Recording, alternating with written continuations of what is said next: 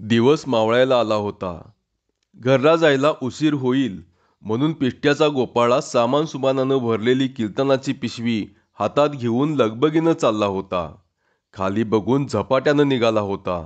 पायातल्या चढावांचा कुरकुर आवाज होत होता. जसा आवाज होईल तसा तो रेटून पाय टाकत होता. अंगात लय भरली होती आणि पावलं एका ठेक्यात पडत होती. तालुक्याचं गाव लांब मागं राहिलं. गोपाळा माळ वाटेला लागला. चढावाच्या दाबानं पायाखालचा फुपाटा वर उडू लागला. पायावरचं धोतर लाल होऊ लागलं. कुसळं डसू लागली. तशी त्यानं हातातली पिशवी खाली ठेवली. धोतर वर उचलून कमरेला खोवलं. मान वर करून मावळतीला बघितलं. दिवस नुकताच मावळला होता. आता झपाट्यानं जाणं भाग होतं. वाटेला कोणाची सोबत नव्हती. त्यानं उभ्या उभ्या विचार केला. इथं जरा टेकावं आणि तोंडात वारं भरून सुटावं. खाली ठेवलेली पिशवी त्यानं उचलून हातात घेतली. एक कासराभर चालून तो पुढं आला. जिथून 2-3 गावाला वाटा फुटल्या होत्या तिथं टेकायला एक विसाव्याचा दगड होता. या दगडापर्यंत तो चालत आला. कमरेचा बटवा काढून त्यानं हातात घेतला आणि पिशवी खाली ठेवून तो दगडाला पाठ लावून बसला. तळ हातावर तंबाखू घेऊन अंगठ्यानं मळत राहिला आणि एकाएकी त्याची नजर लांब गेली. त्या माळावरनं एकटीच एक बाई चालत येताना दिसली. तंबाखू चोळायची थांबून तो बघतच बसला. पाण्याच्या धारेबरोबर काही तरंगत यावं तशी ती बाई जवळ येत होती. तंबाखूची फकी मारून त्यानं नजर टाकली. पिकं निघालेली रानं, माळं मोकळी पडली होती. संध्याकाळचा मोकळा वारा कानात घू घू करत होता. आजूबाजूला माणूस नव्हतं की कानूस नव्हतं. माळवाटा ओसाड दिसत होत्या आणि एक बाई माणूस अशा तिन्ही सांजेच्या वेळेला एकटीच येताना दिसत होती. गोपाळाच्या छातीत धडधड झाली. तोंडातली पिंक त्यानं बाजूला टाकली आणि मगाशी वर कमरेला खोवलेलं धोतर त्यानं खाली सोडलं. पायाच्या उघड्या नळ्या धोतरानं झाकून घेतल्या आणि नजर लावून तो वाट बघत राहिला. तंबाखू लागून त्याला भोवळ आल्यागत झालं. एक जवान पोरगी जवळ येत होती. दम लागून तिचा ऊर खालीवर होत होता. खांद्यावरचा पदर वाऱ्यानं उडत होता. शिडात वारं भरल्यागत झालं होतं. ती जवळ आली तरी ओळख लागेना. तसा गोपाळ मनात म्हणाला, बायली कोण ही आणि एकटीच कुठं निघाली या? काही समजायला मार्ग नव्हता. भुलल्यागत गोपाळ बघतच राहिला. त्या उजाड माळावर दोघांशिवाय तिसरं माणूस नव्हतं. तीही भुलल्यागत दिसत होती. जीव धपापल्यागत ऊर खालीवर होत होता. एवढ्या मोकळ्या माळावर एकच माणूस दिसत होता. त्याला बघून ती जवळ आली आणि हातातला बटवा टाकून गोपाळ उठून उभा राहिला. वाऱ्यानं उडणारा पदर एका हातानं सावरून ती म्हणाली, कबनूरची वाट हीच का? हातात पिशवी घेत तो बोलला, होय, हीच की वाट कबनूरची. तुम्हाला कुठं कबनूरला जायचं आहे होय? होय, कबनूरला जायचंय. असं म्हणून ती घुटमळली आणि पाऊल न उचलता तिथंच उभी राहिली. 2-3 दिशेला फुटलेल्या वाटेकडे बघत तिने विचारलं, हीच वाट ना? होय, हीच वाट. नवीन आलाय जणू. नाही, परवा एकदा आले होते. आत्ता दुसऱ्यांदा चालले. असं म्हणून तिनं पाऊल उचललं आणि मागं वळून विचारलं, तुम्ही कुठं निघालाय? गोपाळच्या छातीत जरा धडधड झाली. धीर करून तो बोलला, त्याच वाटेनं मला बी याचं हाय. चला. एकाच वाटेनं दोघंही निघाले. एकमेकांकडे चोरून बघत चालू लागले. पायातले चढाव कर वाजू लागले. तसा गोपाळ पाय रेटून टाकू लागला. पायावर भार देऊन चालू लागला. ती मुद्दाम अंतर सोडून बाजूनं चालू लागली.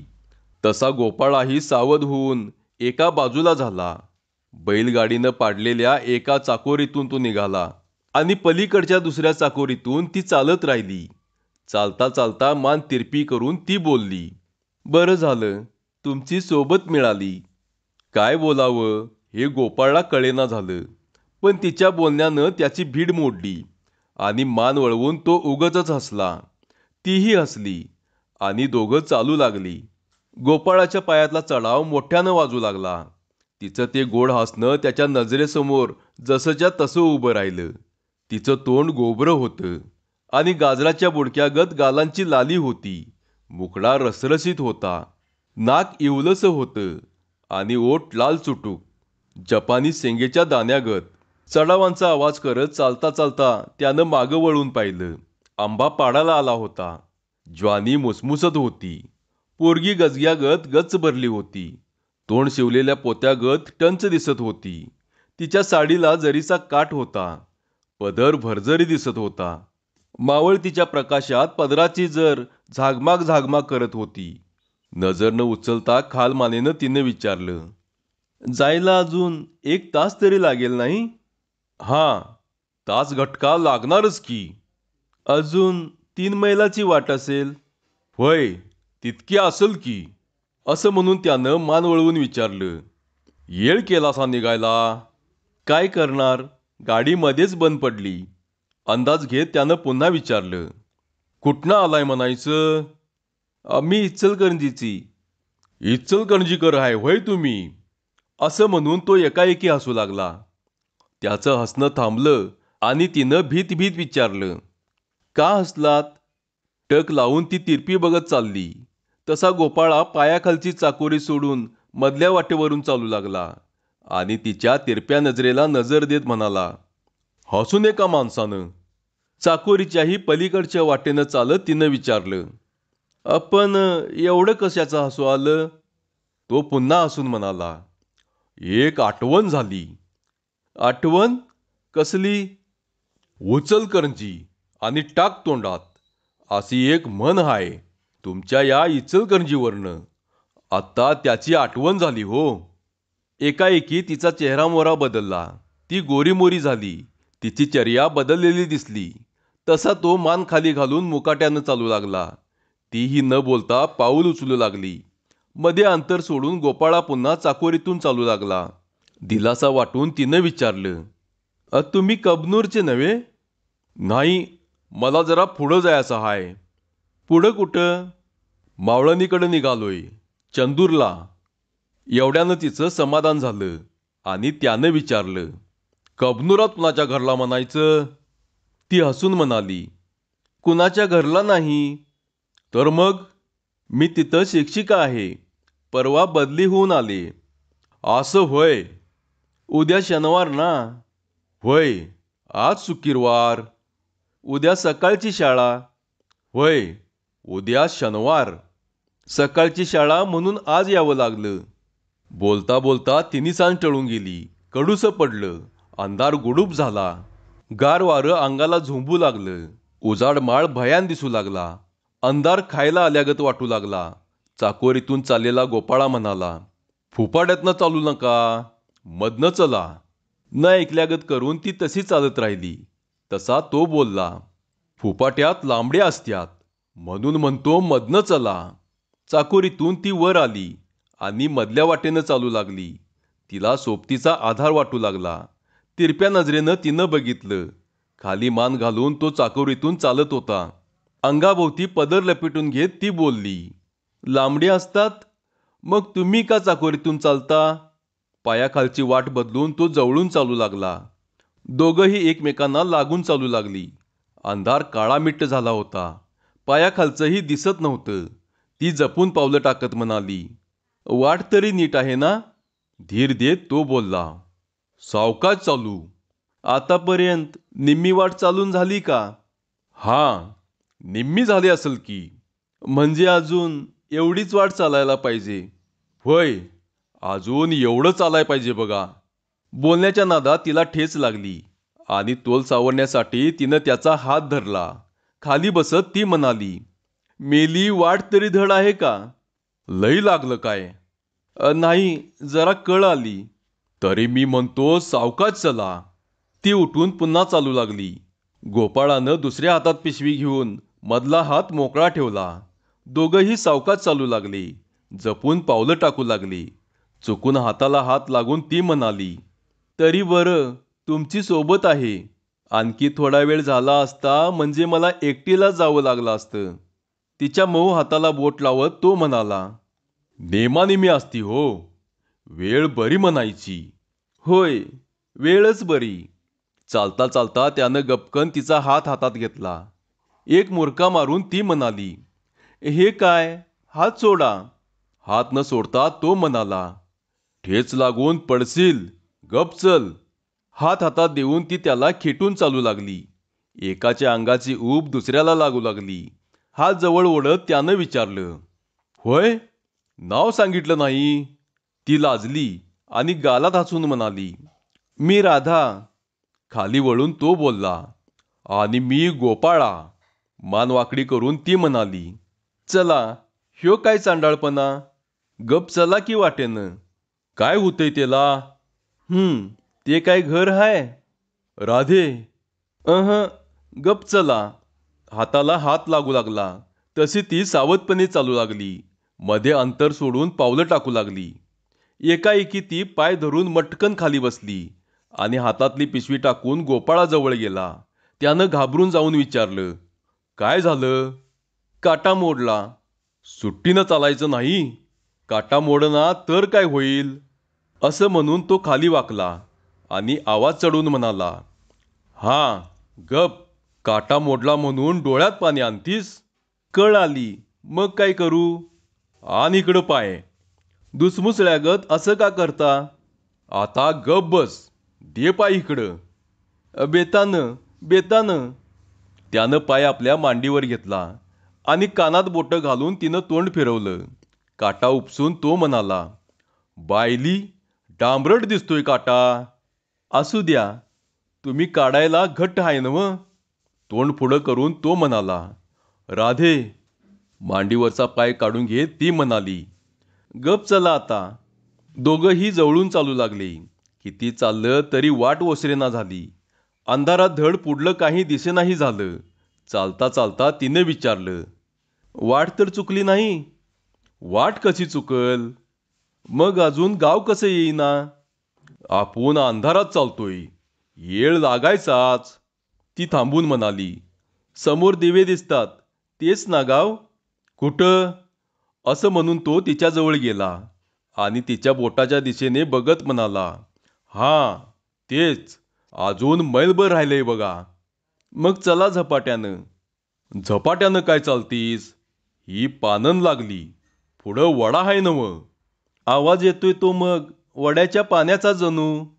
बघ कसं धाड धाड वाजतंय पाणी. उभी राहून ती म्हणाली, अगं बया, वड्याला पूर आलाय की काय हो? पाऊस नाही, पाणी नाही, आणि वड्यालाच कुठनं पाणी आलं? मागं कोकणात पडला असल. तिकडं पाऊस झाला म्हणजे इकडं पूर येतोय. ती झपाट्यानं चालू लागली. दोघंही ओढ्याजवळ थांबली. ओढा दुथडी भरून वाहत होता. उसळी घेत पाणी पुढं चाललं होतं. धाड धाड आवाज येत होता. त्यानं धोतर वर खोवलं आणि पाय पाण्यात घातला. काठावर उभी राहून ती ओरडू लागली, अहो, पाण्याला ओढ असेल, माझं ऐका. पाणी मांडी इतकं हाय. असू द्या, मागं फिरा. तो मागं फिरला, काठाला आला आणि पाण्यात राहूनच म्हणाला, हात धर हातात. अहो खुळं काय शानं? धर तू हात. छातीभोवती हात घट्ट धरत ती म्हणाली, काय याड लागले का तुम्हासनी? तर काय हितच काटाला मुक्काम करायचं म्हणतीस? पाणी वसरू द्या आणि मग जाऊ आपण. खुळी काय शानी? हात आण इकडं. तो जरा वर आला आणि बळेच तिचा हात धरून म्हणाला, तू घाबरू नको. मग जायचंच म्हणता? हाम बघ.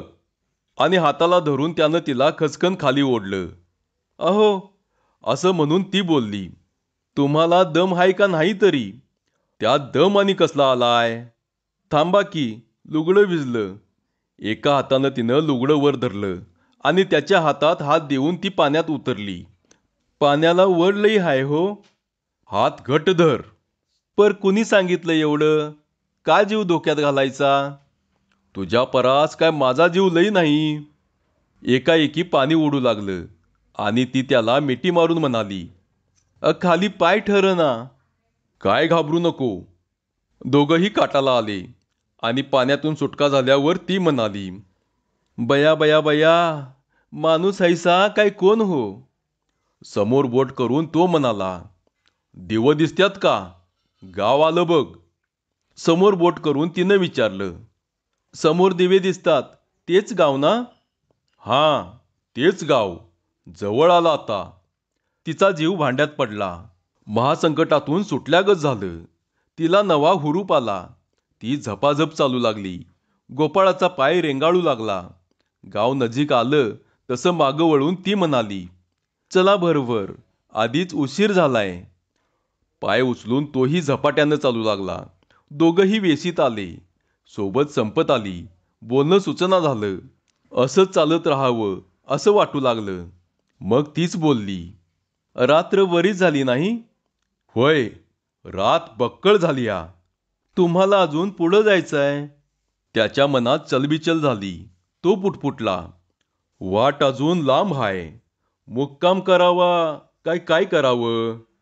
ती काहीच बोलली नाही. गोपाळा खट्टू झाला. पण वरकरणी तसं न दाखवता तो म्हणाला, जातो झपाट्यान. एका गल्लीच्या तोंडाशी येऊन ती उभी राहिली. तोही तबकला. म्हणाला, का थांबला? मी जाईन इथून. तिला अखेरचं न्याहाळत तो बोलला, मग जाता इथनं? तुम्ही जावा आता. बर हाय. ती वळली आणि मागं न बघता एका गल्लीत शिरली. थोडा वेळ तो त्या गल्लीकडं बघतच उभा राहिला आणि मनात म्हणाला, बायली, तिथनं हितवर घालवत आलो. एक कपभर चहाचं पाणी तरी पाजायचं. त्यानं एक लांब सुचकारा टाकला आणि झालं गेलं विसरून तो चालू लागला. एकटाच वाट तुडवू लागला. वाट वसरणा झाली. त्याला आपलं घर कधी येईल असं होऊन गेलं. चालून चालून त्याच्या पायात गोळे येऊ लागले. पायातले चढाव जड वाटू लागले. पाय रेटून पडेना झाला. कांबळं पसरून वाटेला गप पडावं असं त्याला वाटू लागलं. हाताला पिशवीचं ओझं होऊ लागलं. बोटं खचू लागली. अंगातलं बळच गेलं. चालणं निभेना झालं. पाय उचलेना झाला. गोपाळा रखडत चालू लागला. फेंगड्या कुत्र्यागत पाय ओढत निघाला. रखडत रखडत तो विसाव्याच्या दगडापर्यंत कसाबसा आला. तो उगीचच थांबला. नेमका त्याचा पाय बटव्यावर पडला. मनात चर झालं. त्या बाईच्या नादात बटवा तिथंच पडला होता. त्याला ह्या कशाचंच भान नव्हतं. वेळ बरी म्हणून त्यानं खाली वाकून बटवा हातात घेतला. चिमूटभर तंबाखू दाढेत धरली. खाली लोळणारं धोतर त्यानं वर कमरेला खोवलं. हुशारीनं बटवा जवळ ठेवला आणि हातात पिशवी घेऊन आपल्या मनाला म्हणाला, झाली एवढी सेवा रगड झाली. अजून 5 मैलाची वाट तुडवायची हाय. चला, उचला पाय. मगाशी घालवत गेलेल्या रस्त्याकडं तो पाठ फिरवून उभा राहिला आणि दुसरा रस्ता धरून पाय उचलू लागला. मगाशी घालवत गेलेल्या रस्त्याकडं तो पाठ फिरवून उभा राहिला आणि दुसरा रस्ता धरून पाय उचलू लागला. धन्यवाद.